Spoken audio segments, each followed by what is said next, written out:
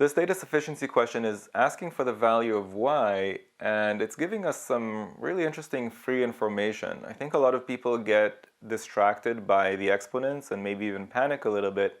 But if you think conceptually about what this free info is actually telling us, it's giving us the sum of x and y.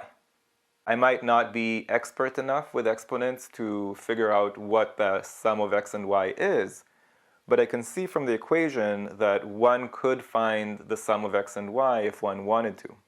So we want to know the value of y, and we do know the value of x plus y. So I think I'll start with statement 1 here, actually. Statement 1 gives me the absolute value of x, right? Because it's an even exponent, so I can't tell which side of 0 x came from, but I can tell how far away from 0 x was. Now, I know the sum of x and y, and I know how far from 0 x is. Can I find the value of y? No, that's going to depend on which side of 0 x came from. The only way that statement 1 would have been sufficient is if it said that x squared is 0. Because if x squared is 0, then that means that x is 0, and then I'd be able to solve. But knowing that x isn't 0, and not knowing which side of 0 it came from, how could I possibly find the value of y? It's going to have two different possible values depending on which side of 0 x came from. So statement 1 is not sufficient on its own, and we should eliminate the answer choices that claim that it is. So A and D are gone, and we're down to B, C, or E. Now statement 2 not only tells us the difference between x and y, it also tells us which is bigger. So if you know the relative order of two numbers on a number line, and you know how far away from each other they are, and you know from the free info their sum, can you figure out the actual values of those two numbers?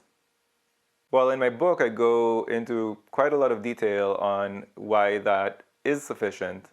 But basically, if you just think about the number line and you imagine moving these two tick marks, keeping the distance between them the same, moving them up or down, you can kind of see that their sum would keep changing. If you move them to the right on the number line, the sum would grow, and if you move them to the left on the number line, the sum would shrink. So by being given a specific sum for those two values, and by being given how far away from each other they are on the number line, and by being told which is bigger and which is smaller, yes, I'm confident that I'd be able to find the individual values of x and y, and therefore the correct answer is B. If you found this video useful, go to quantreasoning.com for a lot more where that came from. You should also click that like button and let me know in the comments below what you'd like me to make future videos about. And of course, if you haven't yet subscribed, go ahead and do that and click that bell below so you get notified about future videos. See you next time.